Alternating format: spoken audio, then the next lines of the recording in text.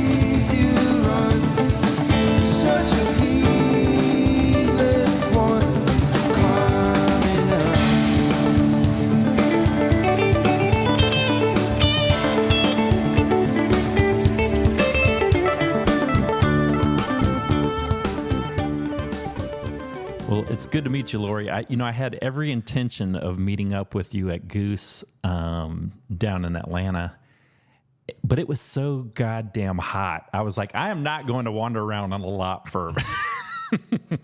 It was too warm. I mean, the light kind of sucked. I mean, it was like we didn't get there on Thursday, but everyone else did, and they got shut down on Thursday.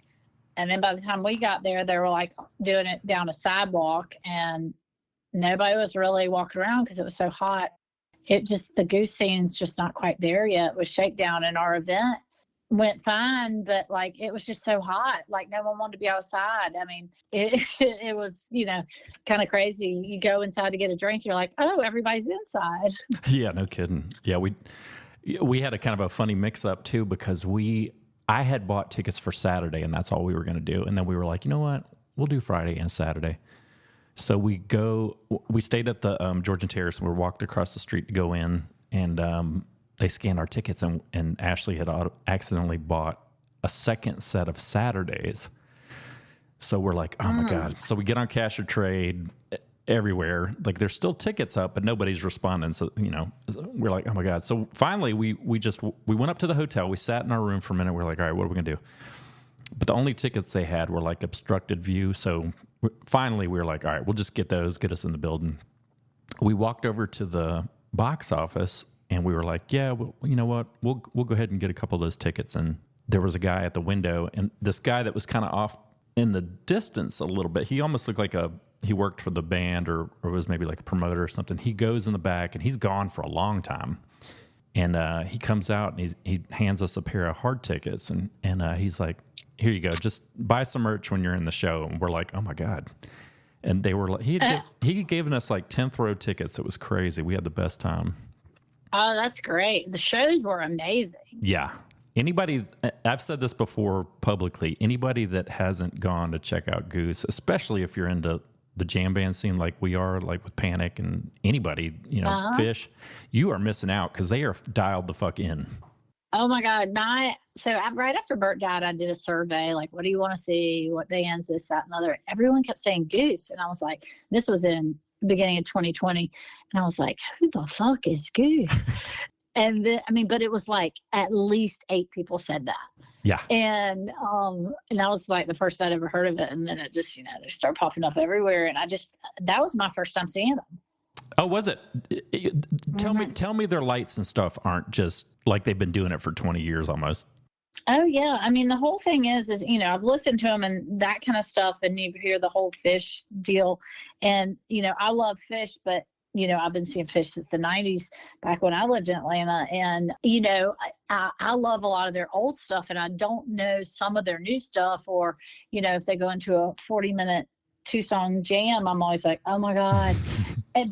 But like for Goose, it's kind of weird because the next day we were looking at set lists and we're like, wait, the second set was only 3 songs? I didn't even notice. Same. I said the exact same thing.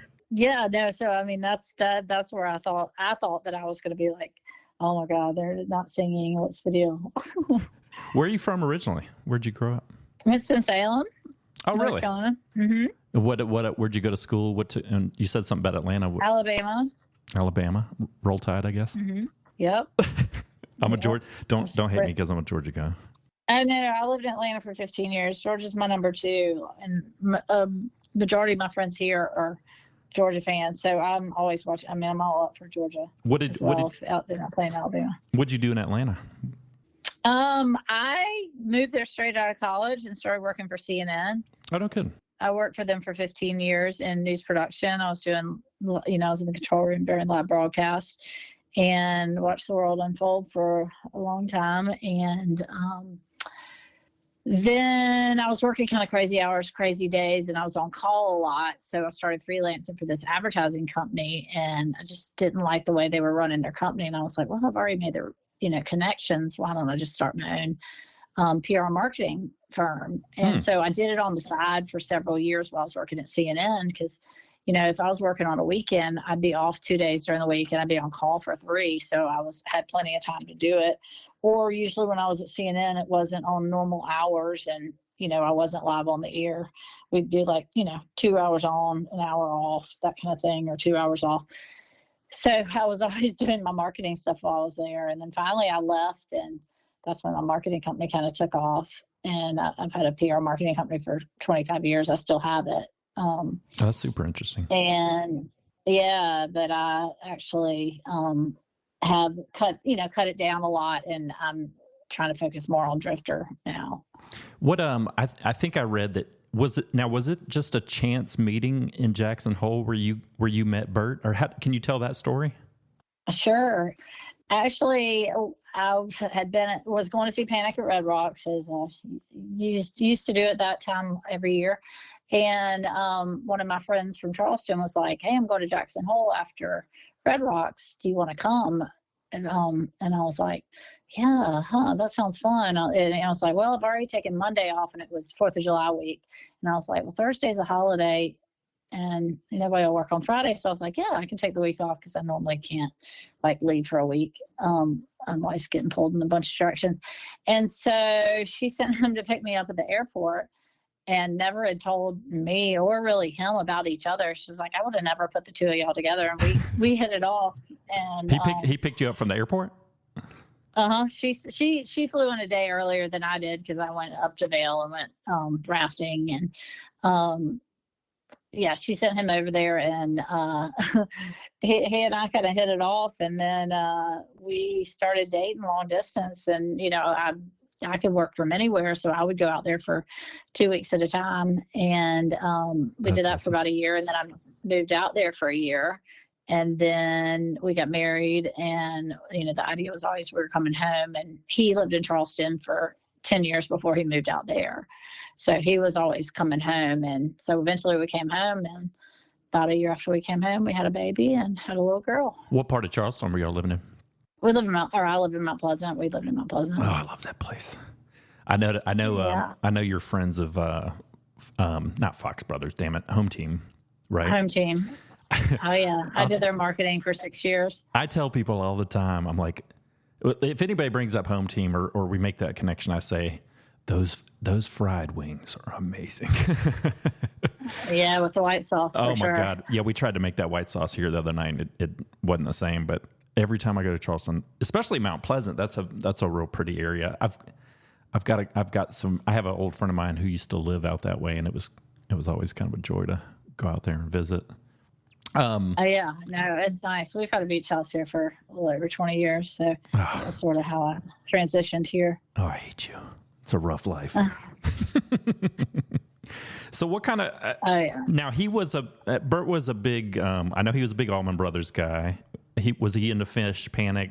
What else kind of stuff was he into? And were you into that music before y'all met, or did y'all kind of form that? For bond? sure. Okay. Absolutely. I've been seeing Panic since I was in Tuscaloosa. I think probably not 2000. What am I talking about? Probably 1990 was the first time I saw Panic, and Panic's always been my jam. For him, he was really into Gov't Mule, and that kind of probably stemmed off of the Allman Brothers. He was a big Dickie Betts fan, and loved Warren and everything. Mm-hmm. But he also saw Fish a good bit. I mean, it's kind of crazy. And he's a big poster guy, and looking at all of his posters. I mean, if you look at his posters, which I have now hung up all over our house, we moved into a new house after he passed, and he and I have been looking at houses, and he's like, I don't really care about anything as long as my posters, there's enough room for my posters to go up on the wall. So at our old house, we had, his office was full of posters, and all the walls were filled. And then he had about 40 more. There was nowhere to go. And then at this house, my house is elevated, so down to my garage, and there's another room downstairs. It's air conditioned. I was like, oh my God, I can hang all these pictures all the way down the staircase. So I call it the stairwell to Mule, because there's literally like 45 Mule posters on it.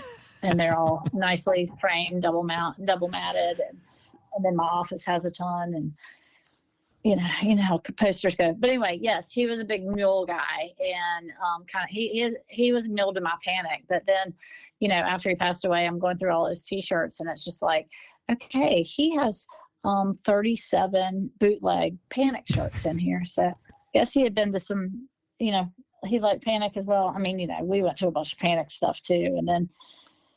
Mule. So he was always kind of the inspiration for all the shirts, and he was the designer and everything.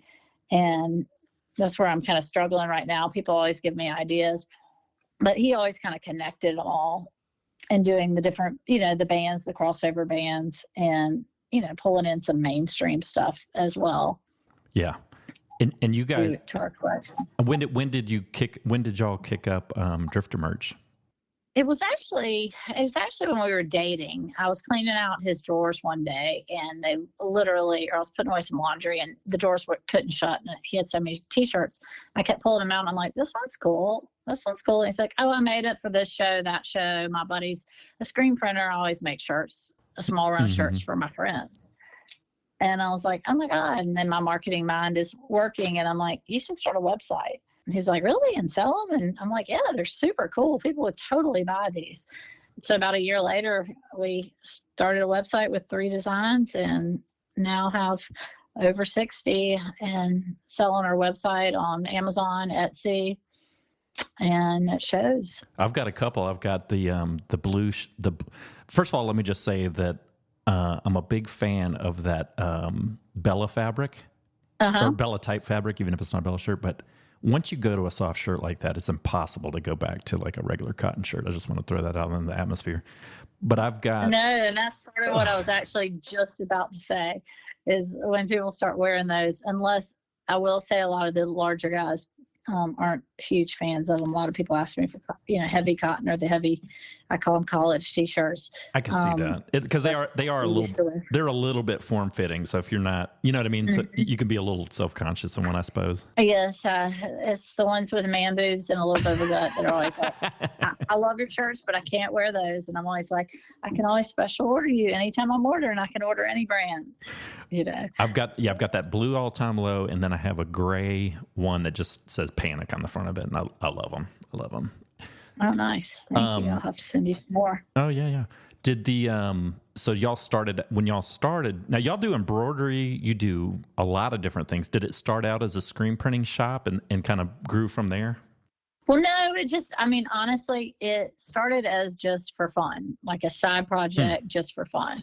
He was working for a hydration pack company out in Jackson Hole and running their operations. And so it kind of worked out kind of perfect because when we moved back to Charleston, we started when we lived out in Jackson Hole, and it was just kind of a different atmosphere out there, and it was just a little harder to kind of get started when we were getting going. I guess because we knew more people in the South and everything, and out there were just different types of markets and that kind of stuff to join in on. But it was really when we got back home that it really kind of launched. It kind of took off. We started selling on the website, and then he was self-taught in design. Like, he just started learning, watching YouTube videos, getting on Photoshop classes, and learning how to design, and kind of self-taught himself to do it all. And it was just like every time he would get with the print shop's designer, he would learn something new, and he'd be like, give him another trick, and he'd learn how to do gradients and all this different stuff, and he'd always incorporate it in a new shirt. But how it kind of all started out was we just were doing it at shows. The funny thing is it was when we were living out in Jackson Hole, we would come home. We came home in the spring, I remember, for a week, and we were coming home to visit, family, but we were also going to probably about 4 or 5 shows during that time. I feel like we saw Panic, Mule, Pearl Jam was about that time. I think it was 2000. God, I can't remember years. Maybe 2015. Anyway, we always had merch in the back of the car, and we're like, yeah, we're going to set up at the show. And for so many shows, we never did, because we were like, oh, we're going to go meet our friends for drinks. And then after the show ended, everybody get back in the car, and everybody be like, let's get out of here. Let's go. And we were like, wait, we were going to set up. I brought 144 shirts with me. Hold on a second. Exactly. It was just like, and then the first time we really set up, when I say set up, we had done some events around Charleston that had some music, and they were just kind of local events, and we, weren't selling very much. But it was really, once we really set up at a show was the first year in St. Augustine. And I want to say it was 2017, that spring. We went down there, and the first day we got there late. We didn't know what we were doing. Just pulled out a table behind the car like an hour before the show, sold $500. And we were like, oh, wow, we should probably set up tomorrow. And then, so the next day we got there. Nothing will catch your attention like cash. Oh yeah, we're like, you mean we've been sitting on this, and all these people want to buy all this stuff, and we just didn't know what we were doing at that point. We hadn't done the shakedown scene, and then so we got there early and got a good spot the next day. Set up and we had a tent and everything, and we set up the tent, the tables, and like a whole setup, like we'd always done at these little small local events, and just kind of killed it. And we were like, oh my gosh, this is so much fun. This is great. I was pregnant at the time with our child, and it's like, oh my gosh, we're starting this now that we're starting a family, things are starting to get complicated. But it was so much fun. The people in the lot are so much fun. Like, it's just the community of the lot, and not just that, it's just meeting all the new, I've been seeing Panic for 30 years. I know a lot of people, and then just meeting new people. And then he would just light up if someone said, oh, I really like this design. And he would just be like, really? I made that. And that would just, kind of fuel him for the next design.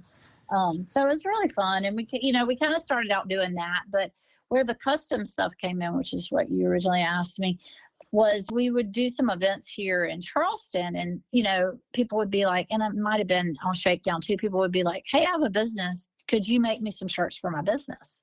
And he was like, at first he was referring him to his print shop, and he was like, yeah, my buddy Corey can take care of this for you.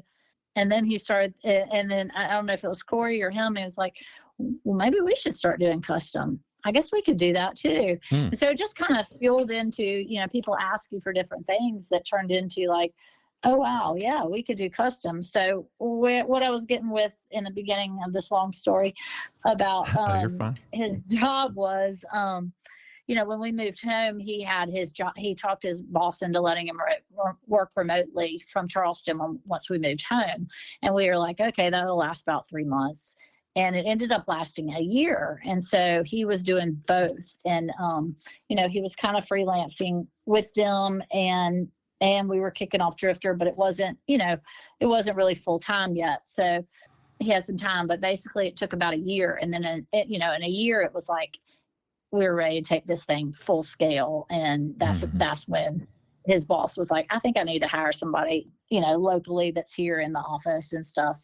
And he was like, and it was perfect timing. Everything just kind of worked out. And then that became his full-time job. And I still had my marketing company. So I was doing the marketing, but we were both doing everything together. Like, I was taking the orders, I was reading the emails, I was talking to customers, and he was designing, talking to the print shop, fulfilling, keeping inventory, that kind of stuff. Now, was this was this before you had equipment yourselves? You're producing through a outside print shop, or did y'all already have your your presses at that point? Well, so we don't have presses at all. Oh, okay, gotcha. We still use our same printer. Very good. His best friend, one of his buddies, is a printer, and so they give us wholesale pricing. So we're a broker. Excellent. And we have multiple printers now for different things.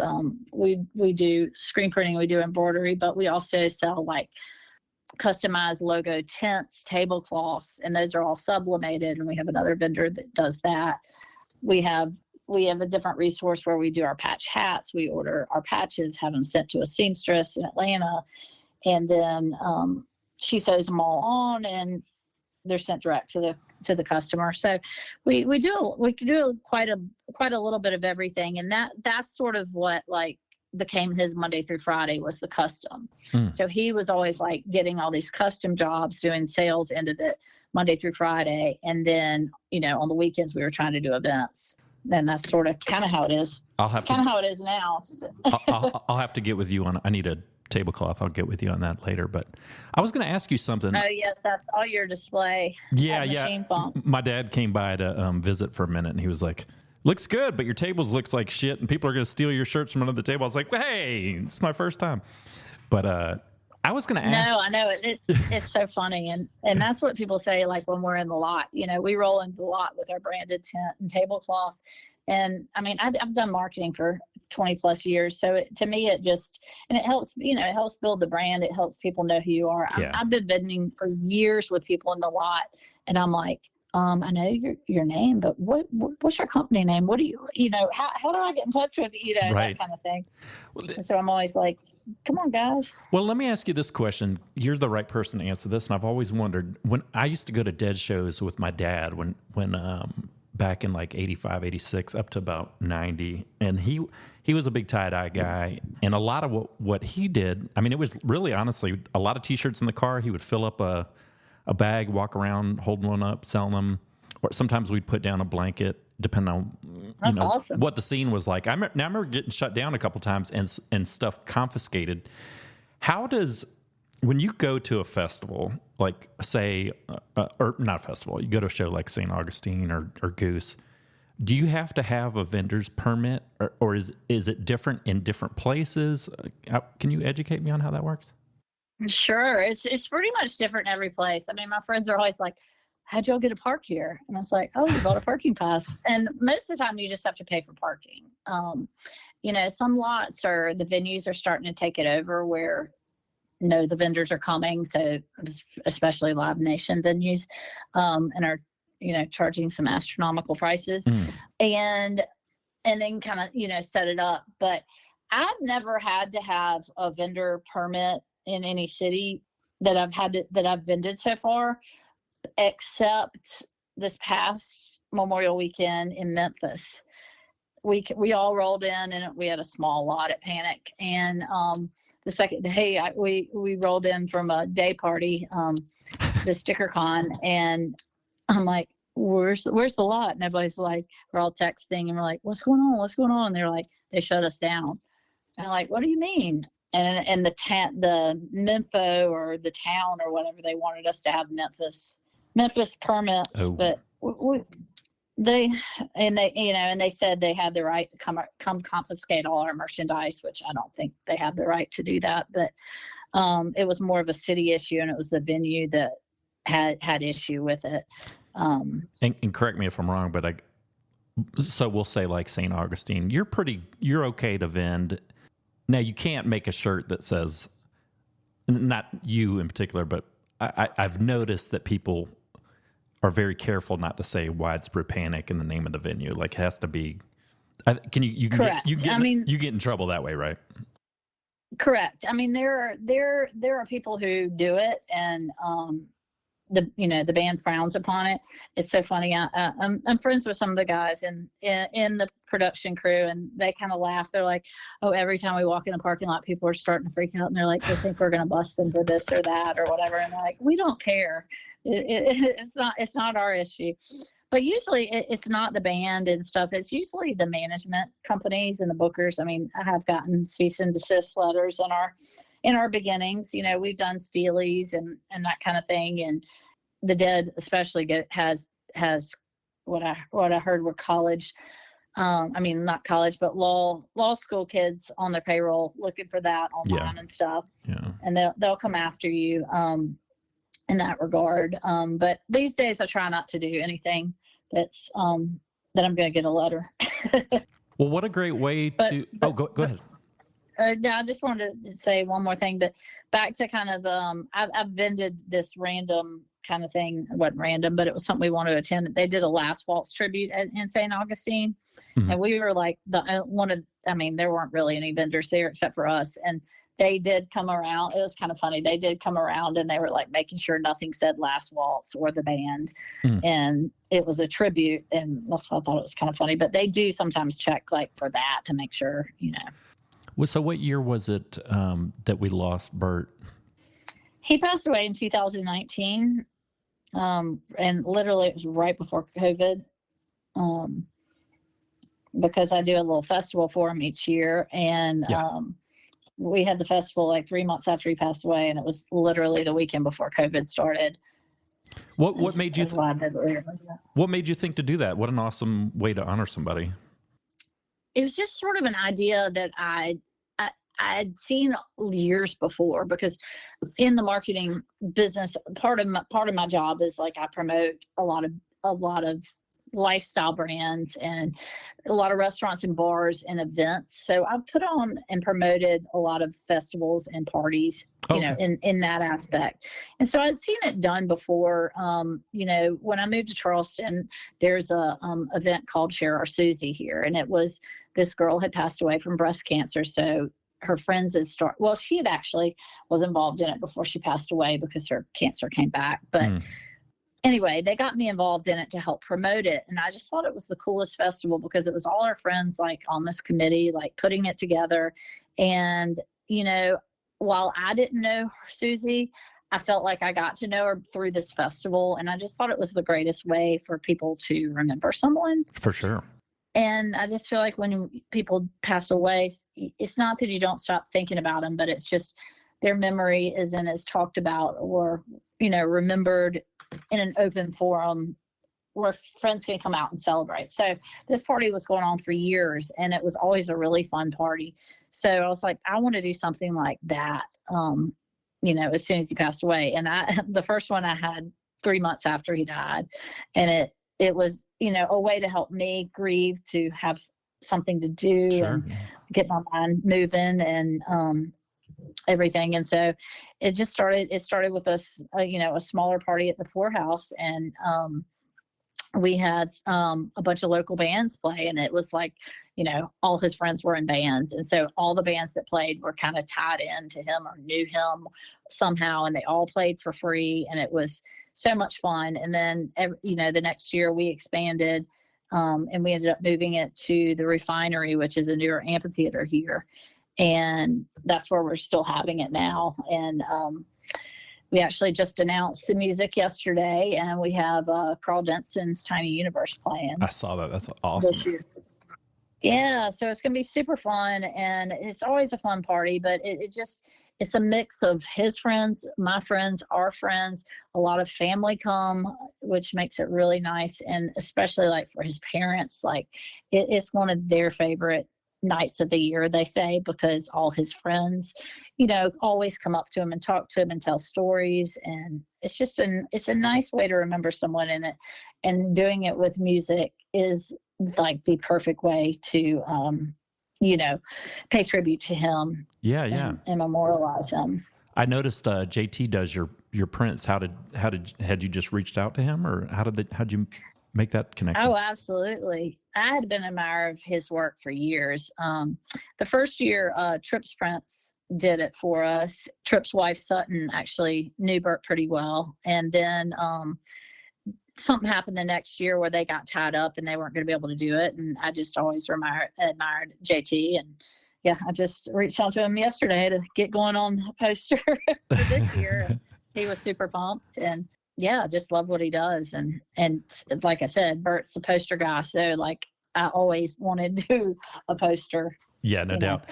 Well, for that reason. Yeah, for sure. I'm going to try to make it over this year. I've not been to one before, but I've seen it grow. I mean, you guys are, it seems like you've built up a lot of momentum, and it just looks like a good time. I see a lot of pictures of folks having a good time. I might have to come over there and partake. Yeah, I would love for you to come. Got some tickets for you if you do. Well, but yeah, that's the idea, was to kind of grow every year. I never wanted it to be like, an all day, multi-day festival. It's more of a party, but we kind of stem things around it. Like we'll have a Friday night pre-jam, and then there's some local bars, the Commodore and Palace, who have after parties. So it's a full of a weekend thing. And then on Sunday, people usually stay, and we either go on the boats or go out on Strim Creek. So we make a big fun weekend out of it. But it's hard enough to plan a small little fest. It's not a festival, it's just a fest. And so yeah, and Charleston's such a great place to be. So we just want people to be able to come in town and have fun and enjoy the town and have their day kind of free, and then come on out at night. I noticed, I couldn't help but notice that you do some stuff with nonprofits. I'm always talking about Nucci Space. You guys are involved with those guys, Carolina Studios, Conscious Alliance. That's got to make you feel good too, to be able to give back in that regard, right? Well, absolutely. I mean, I think it's important for everyone to give back. I'm so fortunate in my life that that's just how my parents have always raised me, that, you have to give back to others who aren't as fortunate as you. And that was one thing I always wanted to tie in, was a nonprofit element. And Carolina Studios for this event is who we go through. And it's Mark Bryan from Hootie and the Blowfishes. He spearheads that organization here, and it's just super cool. They have this old school bus, and they retrofitted it with computers and all this sound equipment, and kids, it's an after school program that kids can come in there and learn the back end of music, laying music, cool, recording, and that kind of thing. Yeah, they're actually about to start a program. I think they've had a lot of demand for that at Nucci's, and they're about to start a kind of like a sound engineer type of program for kids. They've of course they've done music education and whatnot with kids. Oh yeah, that's a wonderful organization. Yeah, I love. I don't get over there as much as I'd like to, but I do volunteer. I try to get there once a week, once every other week. It just makes me feel good, and it just makes you feel like you're being a good person. Oh, absolutely. I also am one of the organizers for the Moontime Market during Panic runs. Okay. And we set up vendor markets during the day. We usually have it from 12 to 4, and it is early enough that I can get out and get to the lot, and we're not really affecting shakedown. So it's just, we always have a band, and anywhere from like 20 or so vendors, and always have some food trucks or some food and drinks, and just usually kind of do a little pre-party with shopping and everything. And I do that with Ashley Lieb of Honey Creek Pottery. And our next one's in Asheville on Saturday at the Gray Eagle, if anyone out there wants to stop by before the Panic shows. How can people, if people want to go find out more about Drifter merch or follow you or look up the Drifter Fest, what's your handle? I make it super easy because I'm in marketing, right? So everything is Drifter merch. Our social is at Drifter merch on everything. And then our website's driftermerch.com. And same with Drifter Fest. It's at Drifter Fest or drifterfest.com. Well, I always ask people this. What are you listening to right now? You got any new music you can turn me on to? Oh, wow. I swear it's Goose. I know. Thank you. I mean, we just did the Atlanta Charlotte run, and it blew me away. Like they're just fun and new and fresh, and not to take away from other bands. They're just kind of getting into them right now. What's a few of your favorite Goose songs? Well, I mean, I have to say the ones that I've got shirts in. Oh, there you go.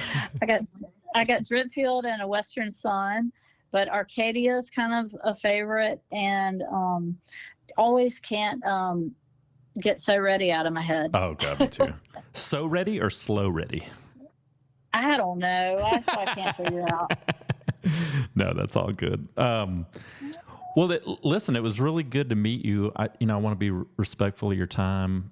I'll urge everybody to go check out your website. You make some amazing stuff that is very reasonable. It's all very good fabrics. I can't wait I'm going to get my Goose hat as soon as I get my next job nailed down. But please, everybody, I'm going to send you one. Oh, well, you're so sweet. You don't have to do that. But appreciate you having me on here. Yeah, everybody go look up Drifter Fest. What's the date on that again, Lorrie? Oh, I guess I should say that. It's September 13th and 14th in Charleston. Oh my God. Let me tell you something, Lorrie. If I ever win the lottery, one of the places where I will have a vacation home is in the Battery in Charleston. I love that area. Yeah, it really is beautiful down here. How's your baby girl doing? For sure. She's good. She's downstairs watching movies. She's worn out from camp today. Okay. Well, thank you so much for coming on. I'll get this up. I'll put a little music behind it, and I can't wait to meet you in person. I apologize for not being able to get to you at Goose in Atlanta, but I really want to shake your hand, give you a hug, and check out your shirts and stuff. Please do, and I just want to say thank you to all the customers out there who've supported us, and even the ones that haven't bought from us. People share our news and like our post, and all of that really helps build a business, and we couldn't have done it without the fans out there for sure. Well, I love the cause. I can't imagine what it's like to lose someone like that, but it's I love what you do in his memory, and I'm sure everybody does. And so keep up the good work. I know everybody's rooting for your business to be successful and for you to keep this music alive. So. All right. Well, thanks so much for your time. Absolutely. Talk to you soon, Lorrie. Okay. Bye. Bye.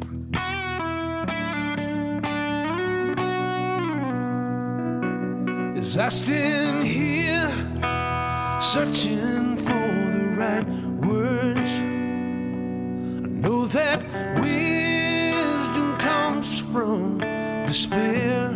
I realize it's harder to find your own voice, to follow one already in the air.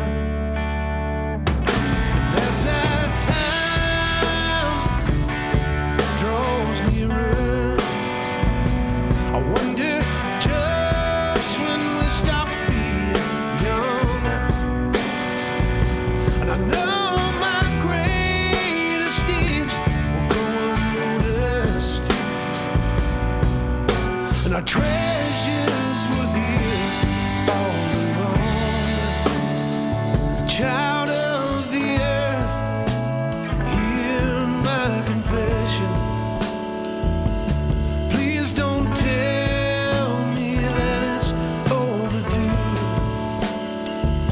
And from the four corners of the universe, I'll make my way to you.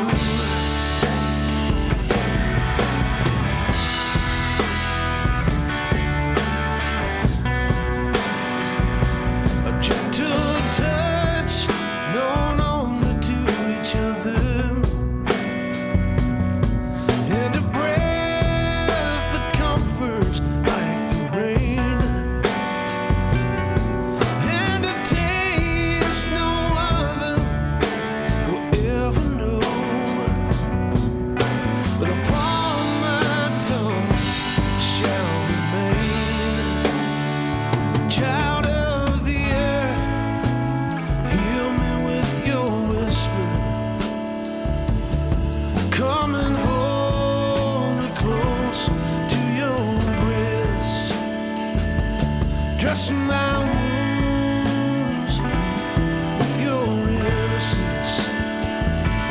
I am weary. Let me rest.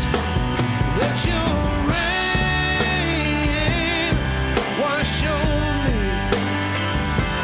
You know all I ever hope to be is half of what you are to me.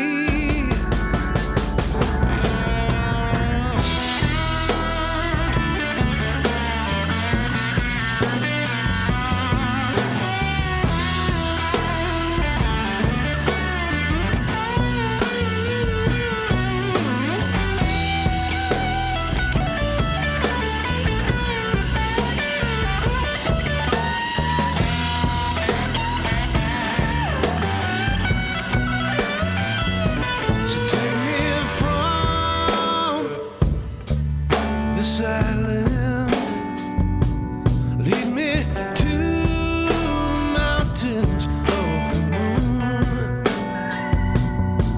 As long as you lead, I will follow. The end of time will be too soon. Child of the earth, hear my confession. Please don't